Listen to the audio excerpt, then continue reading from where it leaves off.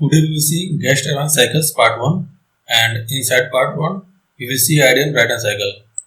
So first of all we will see the classification of the heat engine. So basically heat engine is divided into the two parts. First one is the IC engine and second one is the EC engine. So IC engine means the internal combustion engine. As the name it indicates, internal combustion means the combustion takes place inside the engine, and here EC engine means the external combustion engine means the combustion takes place outside the engine. So IC engine also divided into the two parts. First one is the reciprocating and second one is the rotary.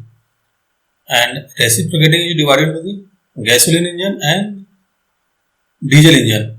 Gasoline means the Otto cycle and diesel cycle engine, and rotary is divided into the Wankel engine and open cycle gas turbine. And today we will study this open cycle gas turbine. And EC engine is basically divided into the reciprocating and rotary. Reciprocating is divided into the steam engine and Stirling engine. Rotary is steam turbine, which we have already covered, and second one is the closed cycle gas turbine. So today we will see these two, means the open cycle gas turbine and second one is the closed cycle gas turbine. So these two gas cycle turbine we will see. So first of all we will see the ideal Brayton cycle. So ideal Brayton cycle is also divided into the or classified into the two types of the cycle. First one is the open cycle gas turbine and second one is the closed cycle gas turbine. So in the open cycle gas turbine, the working fluid which we are using is entering from the compressor is we are taking from the atmosphere.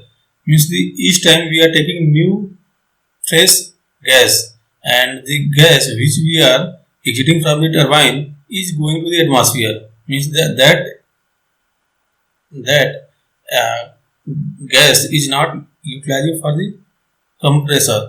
So each and every time we are using new fresh air, but in the closed cycle gas turbine we can see here the gas which we are exiting from the turbine is again using in the compressor for the next cycle. So the basic difference in the open cycle and gas turbine cycle is here in the open cycle we are using the combustion chamber. Means in the combustion chamber the compressed air will enter and fuel will supply. So fuel will burn and the fuel will transfer its heat to this compressed air, and both fuel air mixture will enter into the turbine. But in the closed cycle gas turbine we are not using the combustion chamber. Means the combustion chamber is outside this cycle.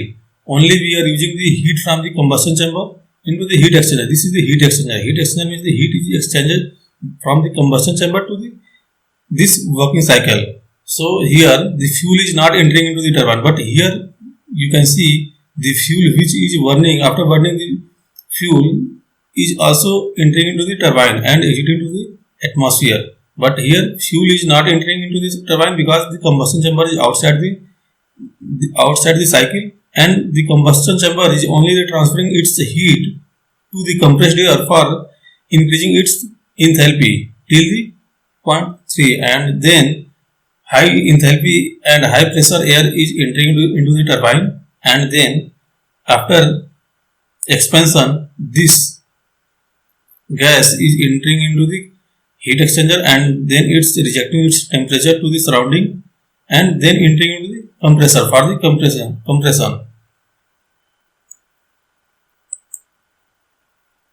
So the main components of the closed Brayton cycle are: first one is the compressor, second one is the heat exchanger, third one is the turbine, and fourth one is again heat exchanger. But here we are using two heat exchanger.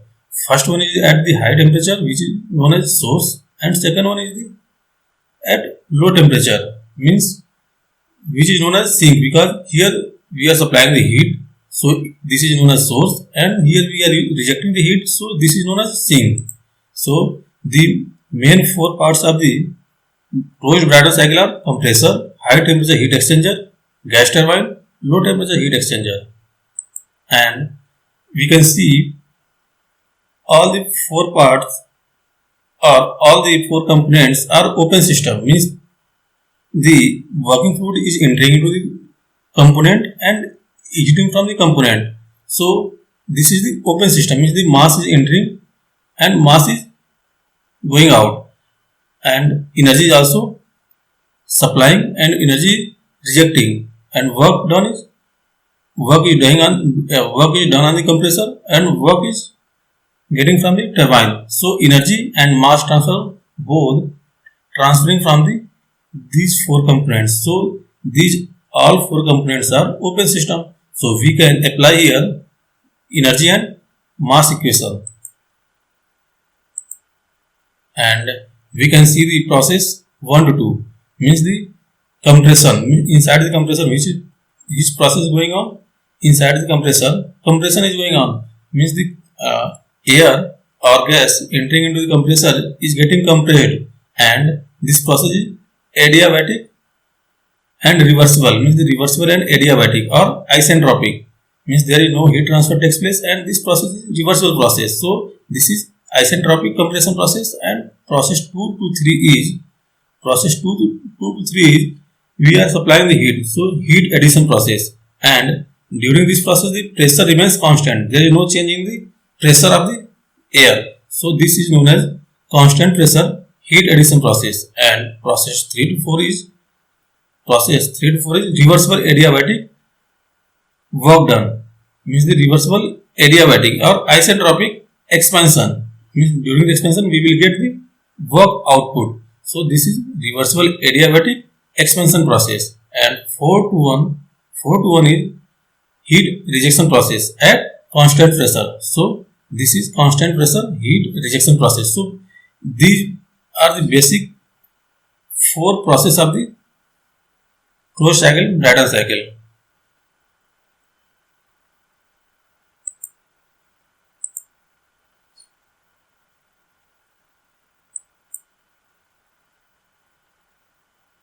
Now we will take some assumptions for air, and first one is the working substance remains as air throughout and its chemical composition doesn't change, means during the working of the cycle we can see the air temperature and air pressure both are changing from point to point. So at each and every point its chemical composition remains changed. This is the assumption, but in real it may change, but we are assuming that the chemical composition remains constant throughout the working cycle, and the specific heat capacity at constant pressure, specific heat capacity at constant volume, and specific heat ratio remains constant irrespective of the temperature, means at each and every point the 3 constant will be remains constant.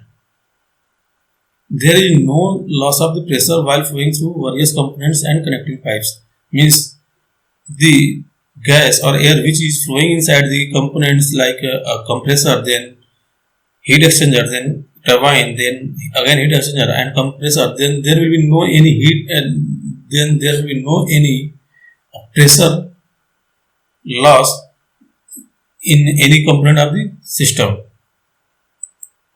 and change in the kinetic and potential energy will be negligible. All the components are internally reversible, there is no frictional losses in any component. So these are the assumptions. Now we will see the TS and PV diagram of the closed Brayton cycle. So process 1 to 2 is isentropic or reversible adiabatic compression. So during the compression the temperature and pressure both are increasing. You can see here from point 1 to point 2 the pressure is increasing, means this is the one pressure line and this is another pressure line. So pressure from point 1 to point 2 is increasing and also temperature is increasing. So process 1 to 2 is isentropic compression process. During the compression both temperature and pressure will increase and entropy will remains constant. And process 2 to 3 is constant pressure heat addition process. So during the heat addition, its temperature will increase. You can see here temperature is increasing from 0.2 to 0.3 and its entropy is also increasing 0.2 or 0.1 to 0.3. So during the heat addition, its pressure remains constant but its temperature and entropy both increases. Process 3 to 4 is isentropy expansion process or reversible adiabatic expansion process, where we will get the work from the turbine. And 4 to 1 is constant pressure heat rejection process. During this process, we will reject the heat from this substance or gas and cool down till the point 1, but pressure will remain constant. And these all 4 processes we can see on the PV diagram. So on the PV diagram, we are getting here from point 1 to 2 means during the compression its volume are reducing, we are moving towards the left side, means the volume is reducing. Why volume is reducing? Because we are compressing the air and air is the compressible substance. So if we will compress the air, if we will increase the pressure, then its volume will decrease. So we are getting the decrease in the volume. So its volume is decreasing but pressure is increasing and entropy remains constant. Process 2 to 3 is constant pressure heat addition. So during this process, pressure is constant and we are supplying the heat. So if we are supplying the heat, then its volume is increasing because air is ideal gas, and if you will apply the ideal gas, that is PV equal to RT, then V directly proportional to the T. So if you will supply the heat, then its temperature will increase, and if its temperature will increase, then its volume will increase. So its volume will increase from 2 to 3. And process 3 to 4 is isentropic expansion process. So during the expansion, if the substance will get expanded, then its volume will decrease and its pressure will decrease and its volume will increase. So here we are getting the volume is increasing and pressure is decreasing from P2 to P1. And process 4 to 1 is constant pressure heat rejection. So here we are getting constant pressure but volume is decreasing. Why? Because we are rejecting the heat. So if we will reject the heat, then its temperature will reduce, and if its temperature will reduce, then its its volume will decrease. So in any component,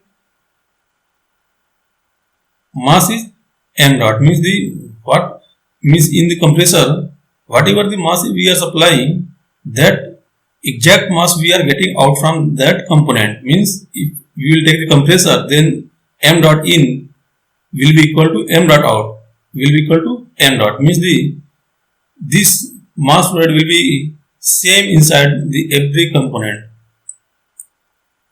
So first one process, that is process 1 to 2 is isentropic compression process. So we can apply here the isentropic process, means applying steady flow energy equation.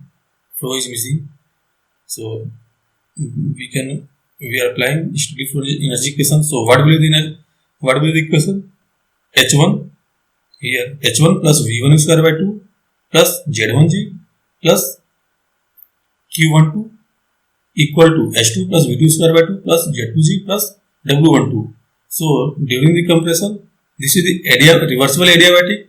So since this is adiabatic, so there will be no heat transfer. So Q12 will be 0, and we have assumed earlier that any change in the kinetic energy and potential energy will be negligible. So V1 square by 2G, V1 square by 2, Z1G, V2 square by 2, Z2G. All four terms will be 0, and Q12 is also 0. So only H1 and H2 and W12 will remain here. So W12 equal to minus H2 minus H1, and this is the compressor work. So here we are supplying the work we are supplying the work on the compressor to compress the air from point 1 to point 2. So since we are supplying the work, so this is negative. So if we will take this as a negative, then negative will be the positive. So WC equal to minus W12 because this is the work done on the system. So this will be the negative. So WC will be equal to, means the compressor work will be equal to H2 minus H1. And since the substance which we are using inside the cycle is ideal gas, so for ideal gas the enthalpy is the function of temperature only. So here we are writing the enthalpy into the terms of the temperature. Why we are writing the enthalpy into the terms of temperature? Because here temperature calculation is easy. So we can calculate enthalpy in the form of temperature easily, and we can calculate heat supply and work output and work done easily. So we are writing every work done and heat supply or heat rejection into the terms of the temperature.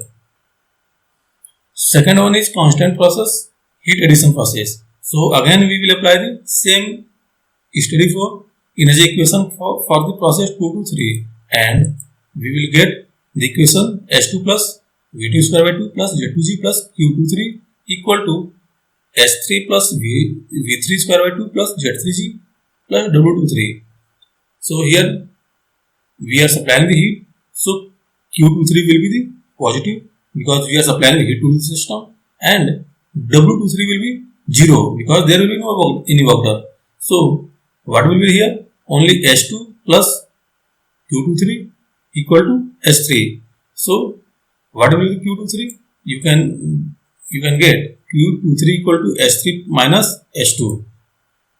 And after writing this equation into the terms of the temperature, we will get Q in or Q supply equal to Cp into T3 minus T2.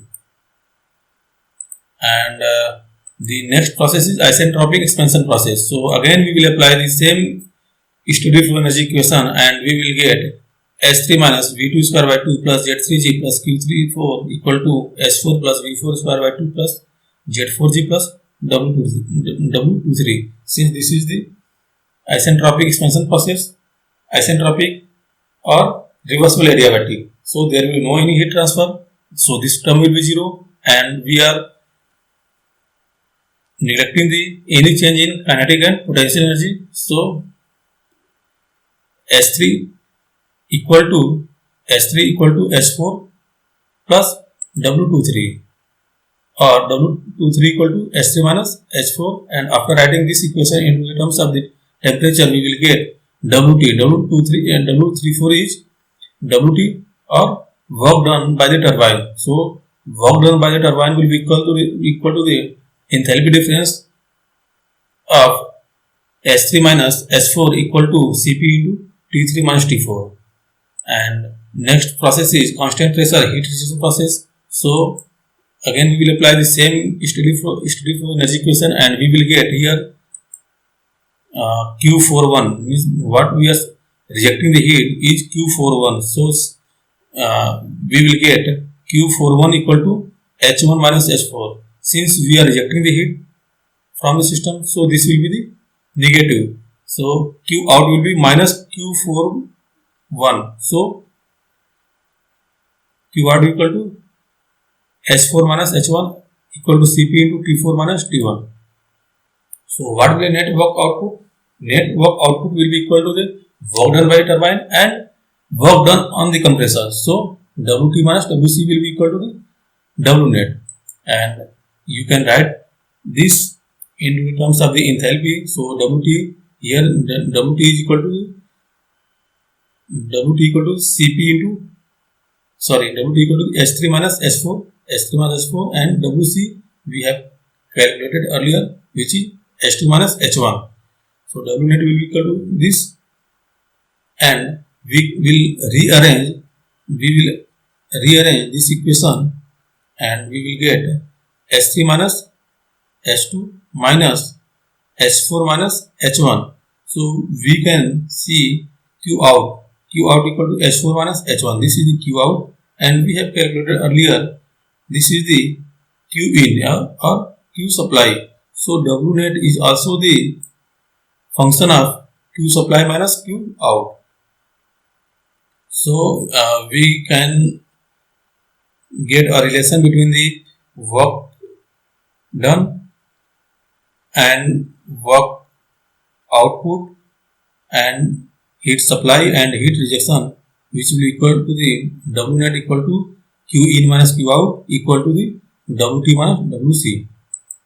So now we will calculate the efficiency of the ideal Brayton cycle. So since process 1-2 is the reversible adiabatic compression, so we will apply this adiabatic equation, means T2 by T1 equal to P2 by P1 to the power gamma minus 1 by gamma. So P2, since P2 by P1, this is the P2 by P1, we are taking this as a pressure ratio of this cycle. So we are representing this term by the RP. RP is the pressure ratio means the P2 by P1.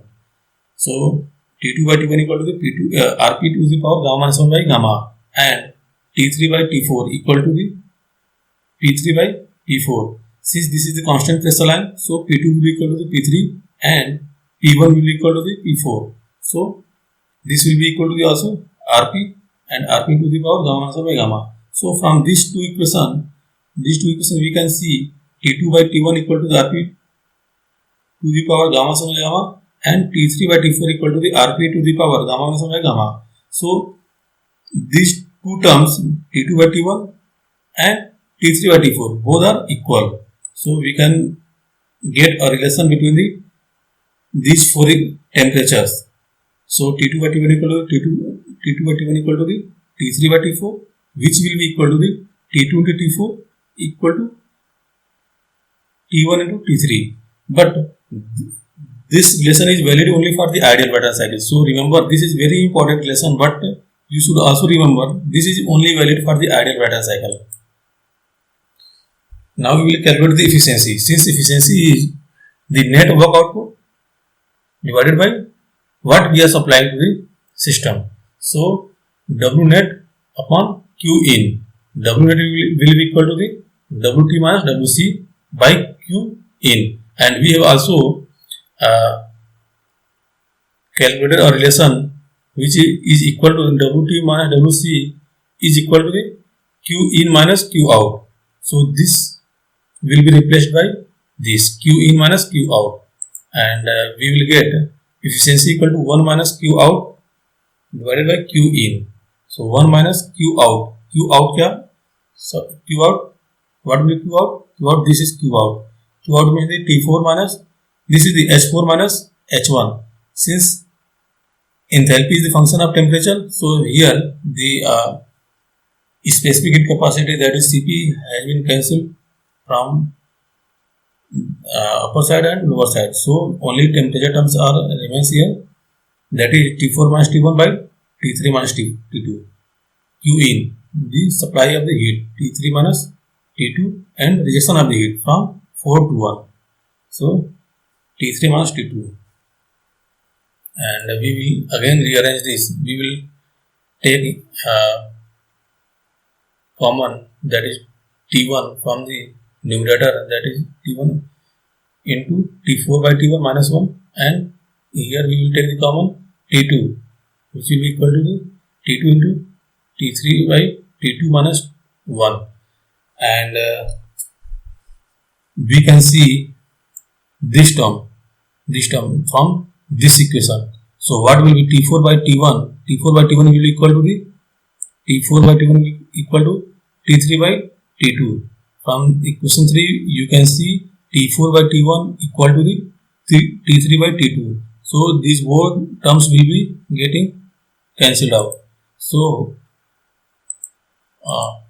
you will get efficiency equal to 1 minus T1 by T2, or 1 minus 1 by T2 by T1. 1 minus T2 by T1, and T2 by T1 is RP to the power gamma minus 1 by gamma. So the efficiency is the function of only the pressure ratio, that is efficiency is equal to the 1 minus 1 by Rp to the power gamma 1 square by the gamma. So the efficiency of the ideal Brayton cycle is the function of pressure ratio and specific heat ratio. So here you can see from a plot which is between the efficiency of the Brayton cycle and the pressure ratio of the cycle. So if you will increase the pressure ratio,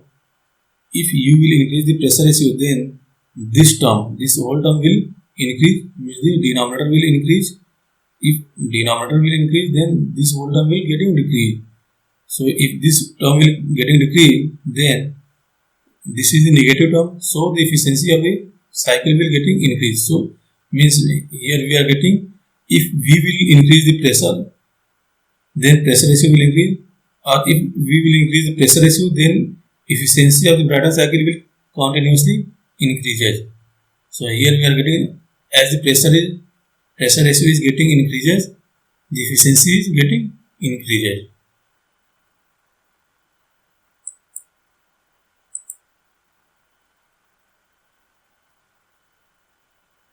And next we will see variation of efficiency with pressure ratio and heat ratio. So we have seen the efficiency with respect to the pressure ratio, but the efficiency is function of the pressure ratio and specific heat ratio. So if the pressure is increasing, then its efficiency is also increasing, but with the increase in the specific heat ratio, its efficiency is also getting increased. So efficiency of the Brayton cycle increases both with the pressure ratio or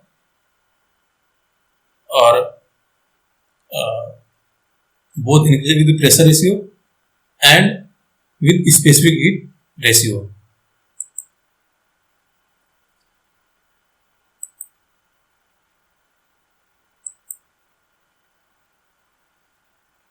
Now we will see work ratio. There is some mismatching by which we are indicating the back work ratio. I am indicating back work ratio by RBW and work ratio by the RW. There is slightly mismatch, but you can understand work ratio and back work ratio. So work ratio, if you will see here, the WT means the work which you are getting from turbine is going for compressing the air to the compressor, and after rejecting the work or after doing work done on the compressor, whatever we are getting is W net. So we will define work ratio. Work ratio will be the W net, means whatever we are getting here is W net divided by whatever we are getting from the turbine, means the net work done upon the positive work done. Positive work done means the turbine work done, and what will be the negative work done? Negative work done is the compressor work, means the what work done, what is we are doing work on the compressor.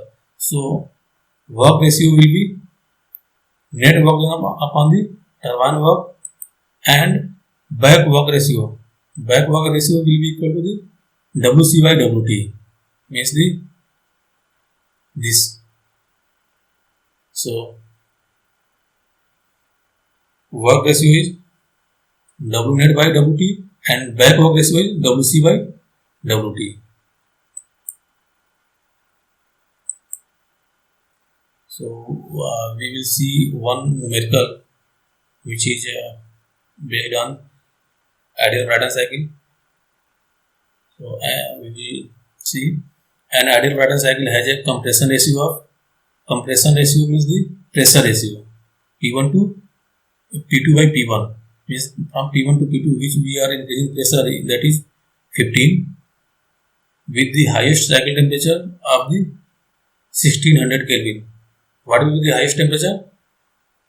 At point 3, that is T3 equal to the 1600. The state at the beginning of the compression, what will be the state? At point 1, that is T1 equal to the 290 Kelvin and T1 equal to the 100 kilopascal. If air can be assumed as an ideal gas with Cp equal to 1.004 kJ per kg Kelvin and specific heat ratio gamma equal to 1.4. Then find the net specific work output from the cycle. So first of all, we will write what data is given in the numerical. So Rp is 15, T3 is equal to the 1600 Kelvin, T1 equal to the 290 Kelvin, P1 equal to the 100 kilopascal, and gamma equal to 1.4, Cp equal to 1.004 kilojoule per kg Kelvin. And what I have to calculate? We have to calculate specific work output from this cycle.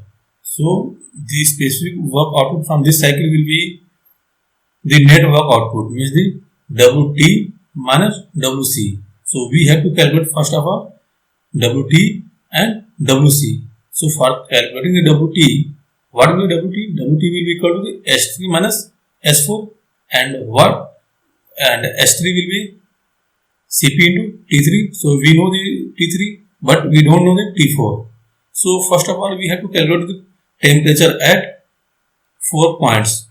So we have the temperature at 2 point, means at T1 and T2, and we have two temperature, but we don't know the T2 and T4. So we have to first of all calculate T2 and T4.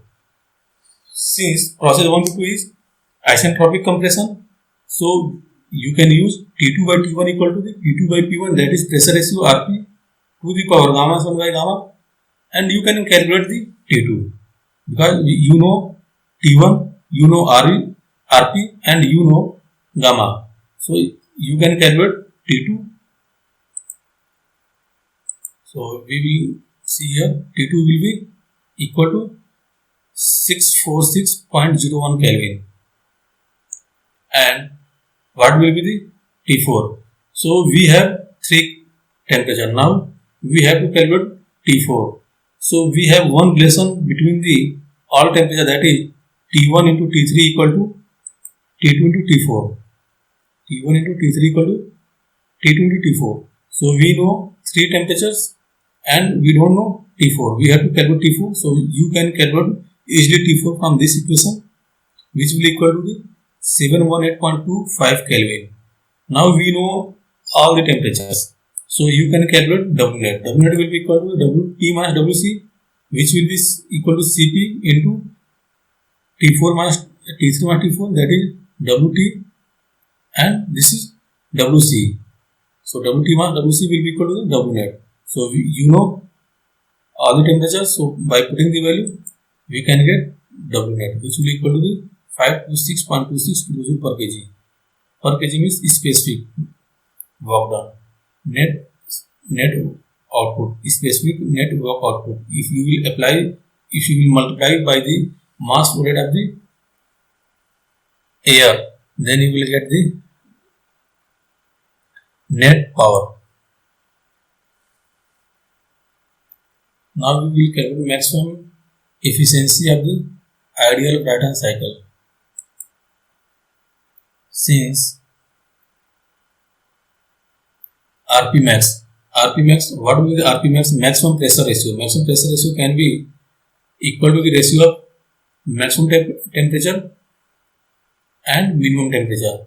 So T max will be equal to the T3 and T mean will be equal to the T1. So Rp max will be equal to the T max by T mean to the power gamma upon gamma minus 1. So after getting the Rp, you can get efficiency. If the Rp will be Rp max, then you will get efficiency max, maximum efficiency. So by putting the Rp max here, you can get maximum efficiency. So maximum efficiency will be 1 minus 1 by Rp max to the power gamma square by gamma, and Rp max is T max by T mean to the power gamma by gamma 1 to the power gamma square by gamma. So this all term will get cancelled, and maximum efficiency will be function of the T max and T mean. Means here will be maximum efficiency will be the T mean upon the T max. There is one mistake. This is T mean.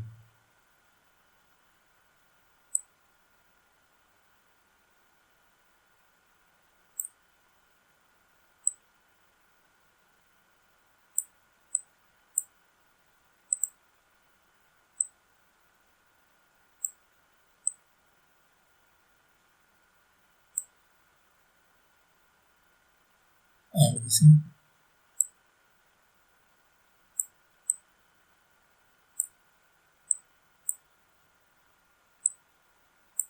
Tmax. So maximum efficiency is the function of Tmin and Tmax, which will be equal to the efficiency of the Carnot cycle. So maximum efficiency of the Brayton cycle will be equal to the Carnot efficiency. Now we will see here optimum pressure ratio for maximum net work output. Since if you will increase the pressure ratio,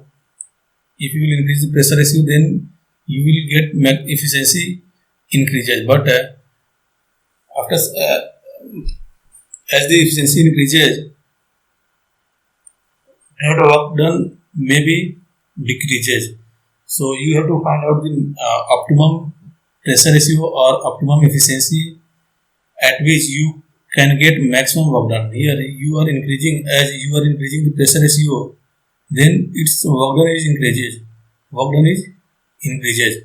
But after some time, its work done is getting decreases, because efficiency may increase but net work output may decrease, because you have to also work done on the compressor. So if you will increase the pressure ratio, then you have to work more on the compressor. So if you will increase more pressure ratio, then you have to do more work on the compressor. So by increasing the compressor ratio, you can get more efficiency, but at the same time you will get more work done on the compressor. So if the WC will be more, then W net will be the less. As the WC increases or work done on the compressor increases, then the net work output will get decreases. So we will see here W net, since W net is WT minus WC, which is Cp into T4 minus T3 minus T4 minus T2 minus T1. For since for ideal Brayton cycle we have derived this relation. So here we are writing T4 equal to T3 into T1 by T2, and we will replace T4 in this equation by this relation. Why we are replacing T4 and not T3 and T1? Because T3 is the maximum temperature limit of the cycle, which is based on the metallurgical condition.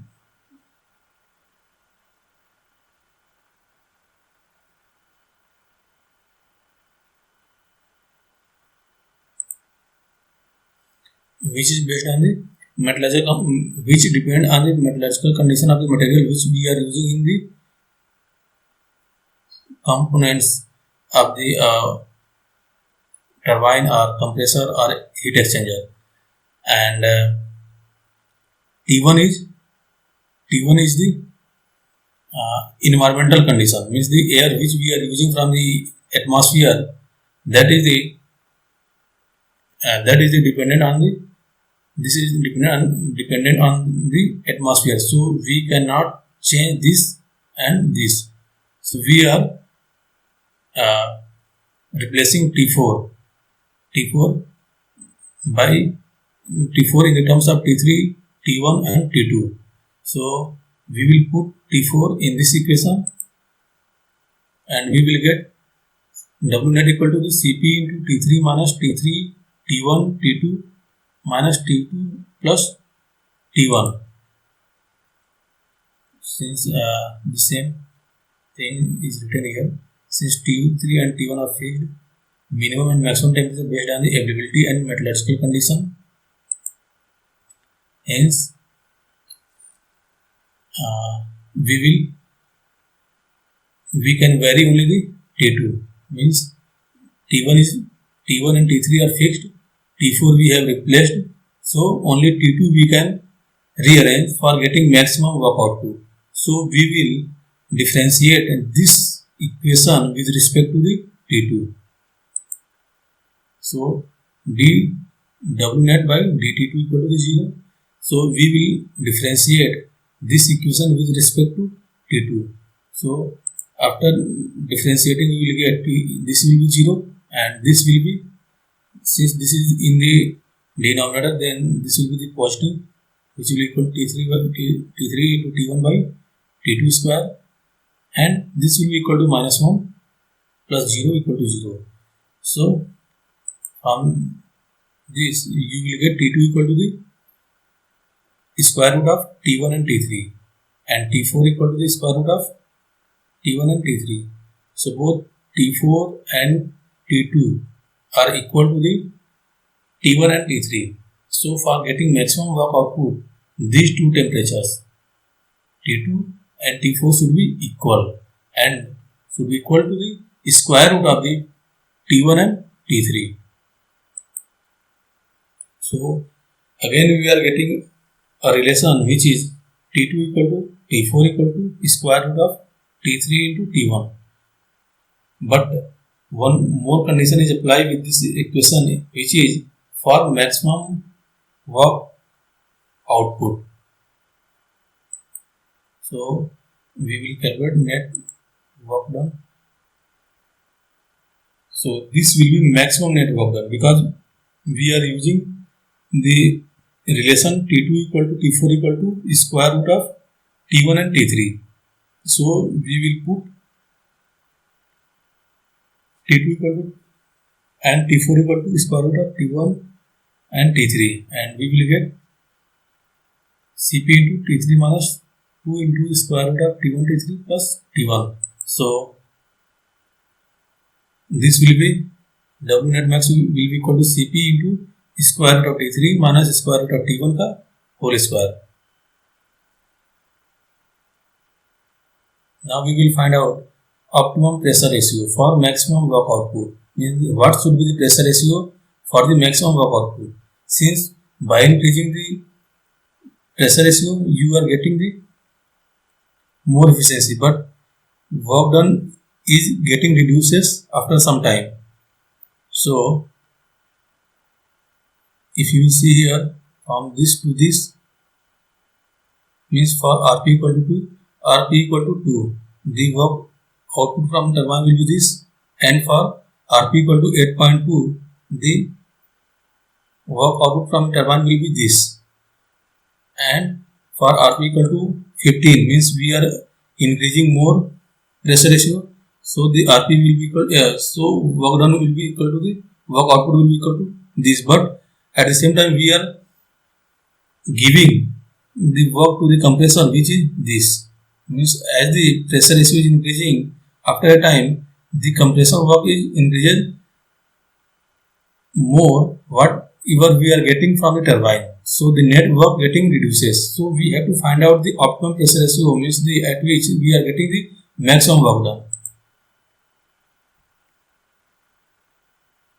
Since Rp equal to T2 by T1 to the power gamma upon gamma minus 1, and we have derived T2 equal to square root of T1 and T3 for maximum work output. So we will replace here T2 by this.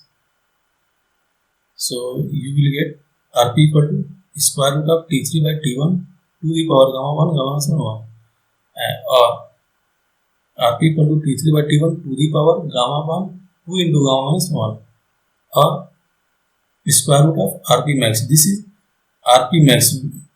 We have seen earlier Rp max is T3 by T1 to the power gamma 1 gamma minus 1. So this will be square root of Rp max. So optimum pressure ratio will be equal to square root of the maximum pressure ratio. Since efficiency is equal to 1 by 1 minus Rp to the power gamma minus 1 by gamma, so if you will put here Rp equal to Rp square root of Rp, then you will get maximum efficiency or optimum efficiency, which will be equal to the 1 minus square root of T1 by T3. So at this efficiency you will get maximum efficiency. At this efficiency you will get maximum work output. But earlier which we had derived, that is maximum efficiency, maximum efficiency will be equal to the Carnot efficiency, but at that we will not get the maximum work output. But at this efficiency, that is the at optimum efficiency, we will get maximum net work output.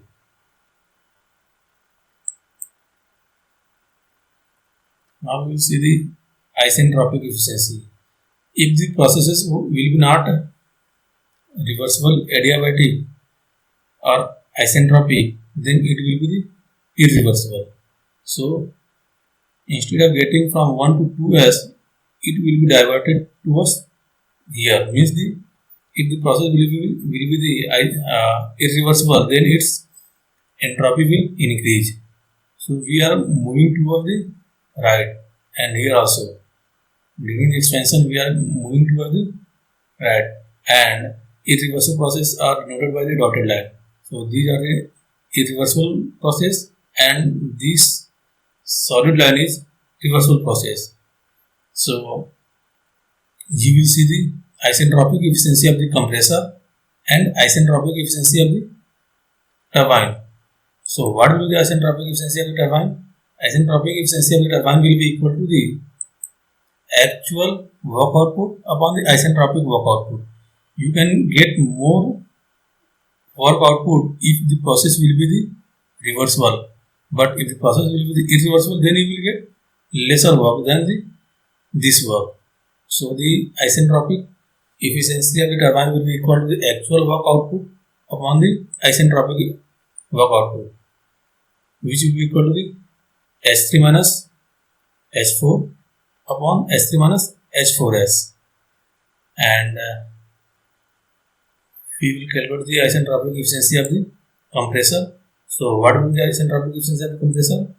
Isentropic work done upon actual work done. Means here you are doing work on the compressor. So you will see if the process will be reversible, then you have to do lesser work than this process, which is irreversible process. During the irreversible process, you are doing more work. So the isentropic efficiency of the compressor will be H2S minus H1 upon H2 minus H1. This is the isentropic work done. This is the isentropic work done H2S minus H1, and this is the actual work done, that is H2 minus H1. So these are the references. Thank you.